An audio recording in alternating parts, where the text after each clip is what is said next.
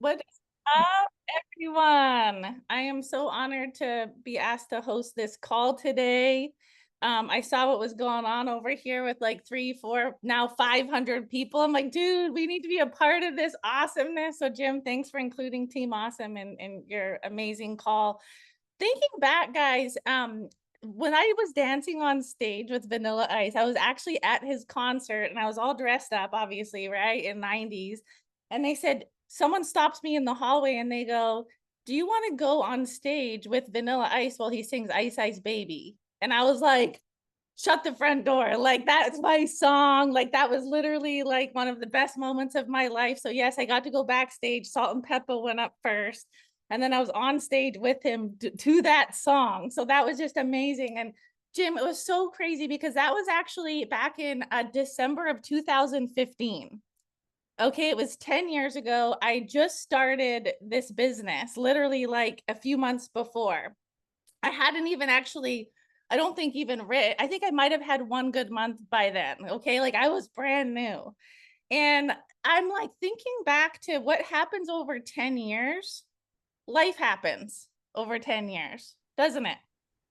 Right. And so when I was kind of reminiscing as I was planning this call, and something that I learned in our old business, we used to, a lot of us, Ryan Miller, a whole bunch of us, Larry Grossman, I should start naming names, Mark Nadeau, but Carl Miller, we all came from this industry where we used to sell furniture, right? I was a call center manager and I did all the marketing, but we were really in charge of selling memberships for people to buy things for their home over like their life. Okay.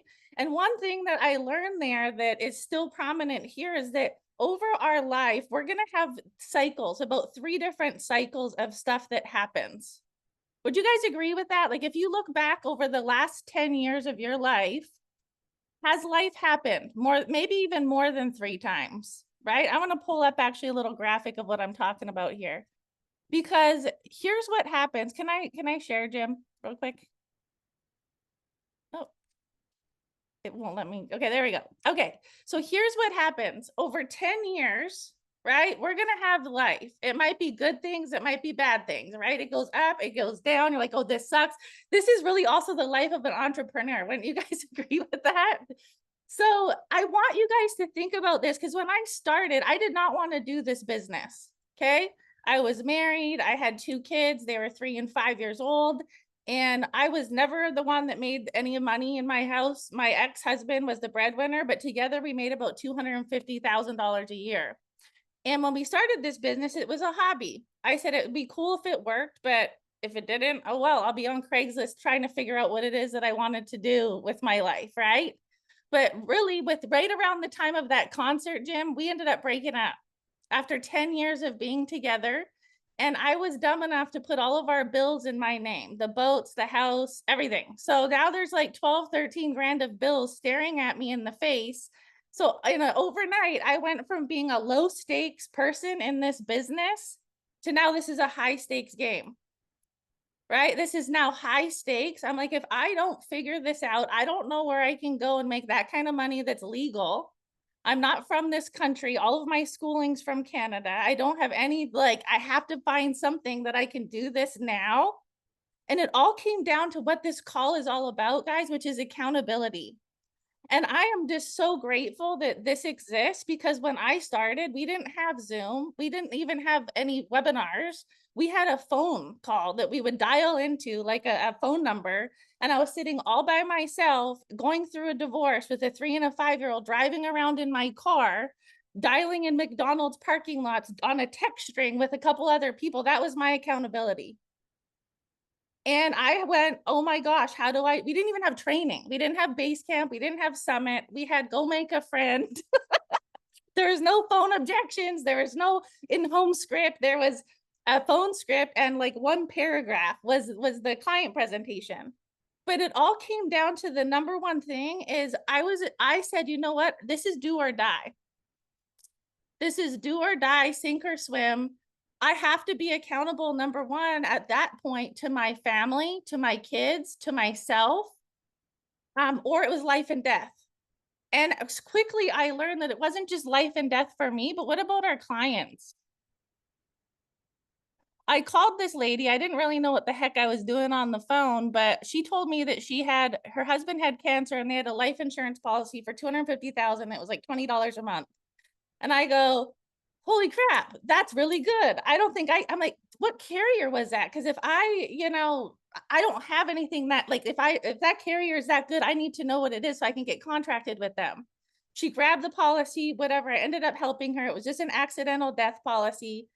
But the thing was, I learned real quick that that lady, her husband would have died, and she thought that she was going to have 250,000 and she would have had nothing. And he did die by cancer. That was my first death claim. I'm like, what we do is not just life and death for some of us. Who's high stakes? Who's here where this is a life and death? Put a me in the chat if that's you, right?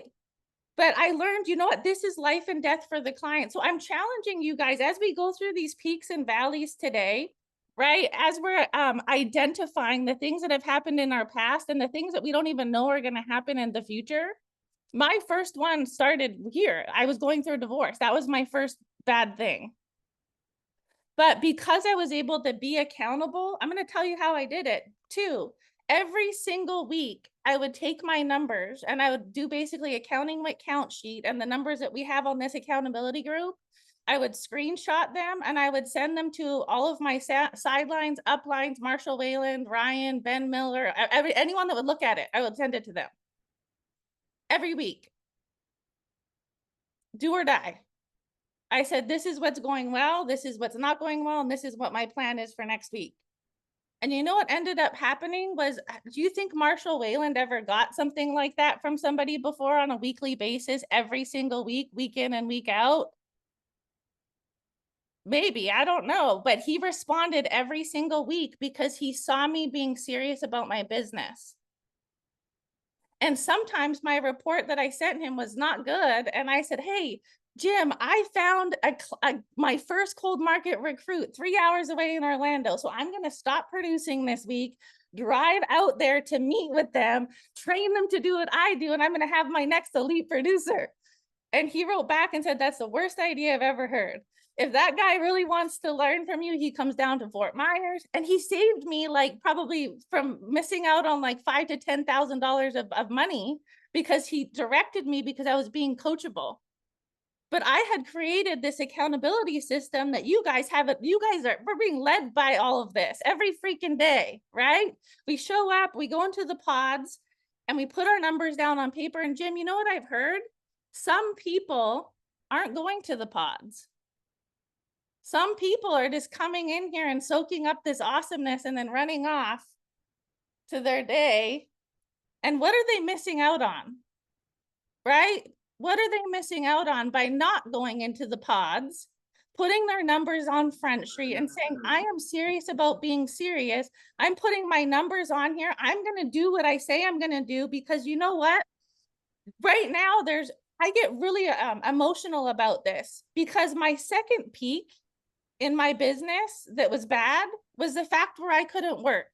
I got diagnosed with an illness that wiped me off the face of the globe for over a year and continues to wipe me off to the point where what might take a month or weeks or days, even now, where I can't do what I used to do. And during my peak of 10 years, guys, there's been people that I've been best friend with get cancer and die. Right? Jimmy Spieldiner, one of my best friends, we got diagnosed at the same time, him cancer, me Crohn's disease. So we fought for a year together where neither one of us could move. So we just like kind of like hung out together and we're like, this was fun, but sucks, you know? And he ended up passing away. But he ran at this business while he could, built a legacy for his family that is now passed down for generations. I'm, thank goodness, healthy most of the time and can still run at this thing. But one of his agents, Jason, he passed away from cancer. And that was where the Buffalo Award came from, the Buffalo Spirit Award. And he ran at this thing like his life depended on it, even while he was fighting cancer. And there's a quote that I want to bring back because I want you guys to kind of hold the mirror up, if that's okay. And he said a quote that you want to stop saying that you can't and start saying you won't. So the reason maybe that you're not running at this business, is it that you can't, or is it that you won't? Right? There's days, like when I was first here, there were so many days going through my divorce, crying, like trying to make calls, driving around in my car, bawling my eyes out. And I did it because I had to, right? I could. It was hard, but it wasn't that I couldn't. When you're lying in a hospital bed, fighting an illness where you can't move, that's can't. If you're just fighting things that where you can move and you can talk, that's you won't. Right? Okay, and here, full transparency, I had 30 stitches put in my face on Tuesday. I could not talk on Tuesday. I could not talk on Monday. There was some crazy stuff going on. That's I can't. Today it hurts. Yesterday it hurts. That's I won't. Okay? Our lives don't get changed in this business by living in that mediocrity. I'm calling all of you guys up today because I don't know what these peaks and valleys are going to be for you. I know you're going to have them. I know that it might necessarily not be you. It might be somebody that you care about has them. And it's actually almost worse when it's somebody that is not us. Would you guys agree with that? When you watch like your kid, your best friend, your parents go through something and you can't help them, it's almost worse. But that may wipe us off, right? So I want you guys to just really take inventory of, is it that we can't, or is it that we won't? Because if we're just battling the stuff between our ears and we're able-bodied, man, we got to run at this thing. I don't know when these peaks and valleys are going to come. I actually have an agent staying with me, Christopher Scott. He was the #1 agent in all of Symmetry last week. High five, brother. Okay. And I'm not going to go into his whole story, but there was something wrong with the bank account froze his account for some weird traveling purposes. He wasn't able to buy leads for 4 weeks. He still has written over $50,000 of business this month in September. He didn't say, I can't. He didn't say, I won't. He said, I'm going to do it anyways. And now he was able to buy leads. So now we're like, okay, can you do 50 in a week? Because he did 25 last week, right? But I challenge all of you guys to go, what is on the other side of you guys giving it your all? Woo! There's a quote here, and I'll kind of end it with, your perspective will either be your power or your prison.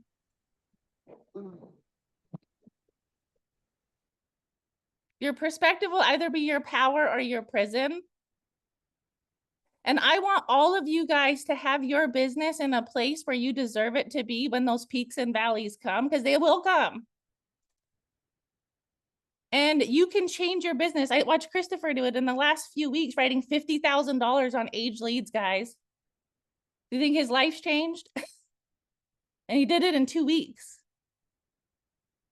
I was told when I got here to put my head down for 2 years and hit that gas pedal as hard as I could. And when I looked up, I'd be in a completely different spot. By the year and a half, I was out of the field, but by the 3rd year, I was at the top of the company. And that was not the way you guys are doing it now. Like, this was driving around in my car, but what if I did it? You know, so I want all of you guys today to think of ways that you can put in deadlines. This is what this is all about, deadlines into what you're doing today in your schedule. Because what I did when I had my kids, I told them, listen, I have to get on the phone when they're 3 and 5. I got to get 7 appointments on Friday, or sorry, 8 on Friday and 7 on Saturday. And if I don't have 15 appointments going into Saturday night, I have to work Sunday. Right? And if I don't have it, then I have to work throughout the week. So that was my deadline. And I couldn't be as present as a mom with them. Right? And then now when you start building a team, you guys give up the right to be mediocre. You've got people that are counting on you. So as you're adding deadlines, you got to look at yourself and go, am I doing my best? Am I worth duplicating? Would my team be in a better spot because they're duplicating what I do, and add a deadline. And add a deadline. So I want, as we break off into our groups today, to be thinking about what are some deadlines that you guys can put in place. Is it getting 5 to 10 appointments today? Is it saying do or die by the end of the week, I'm going to get in front of 10, 15, 20 people? And I'm not going to do it just now. I'm going to do it every week because I deserve it, because I'm here to change my life, because this is life and death. This is do or die. So I'll just kind of end it on that, Jim. Stop saying you can't, and stop saying you can't and start saying you won't. Man, it was so good. And I'll tell you, it reminds me, I had a season 2 back against the wall, right? I had to make this work. And we went through some stuff with our daughter that if I had to have been in the field when we were going through that stuff, it would have crippled me. It would have killed me. I literally do not know how I could have handled the stress of everything we went through with our daughter if I also had to navigate the field. And so grateful I had built what I built before we walked into that season. But when you get stuck, like we often feel stuck, guys, you got to break something. I've talked about this before. You can't say my goal is running a marathon and then go out and do a half mile twice a week, every week, wondering why your endurance isn't building. Go crazy. Go crazy. Run 10 miles, even if you're walking or crawling across, build that endurance. Go nuts. If you're doing 150 dials every week, wondering why you're not making progress, do 1,000 dials. Break something in your rhythm, break something in your calendar, break something in your mind, break something in your perspective. Something is holding you where you are, and you need to break that to get out of wherever you are and start seeing what else is out there for you. Break something. That was a great reminder, Miranda. We are so glad to have you and Team Awesome here. Add so much energy. We were wondering one day, you had texted me like, hey, can we jump over and join in? And I'm like, yeah, absolutely, man. The more, the merrier. Let's do this. We went from like 350 people that we've been like hanging around to over 500. I think it was Gabby was like, what happened? How did we explode? I'm like, I think Miranda happened. I think Miranda and Team Awesome came over here and our numbers just exploded. Now y'all cost me money because I had to go up my Zoom account to be able to fit everybody. So good. So fun. All right, guys, I'm going to stop this recording.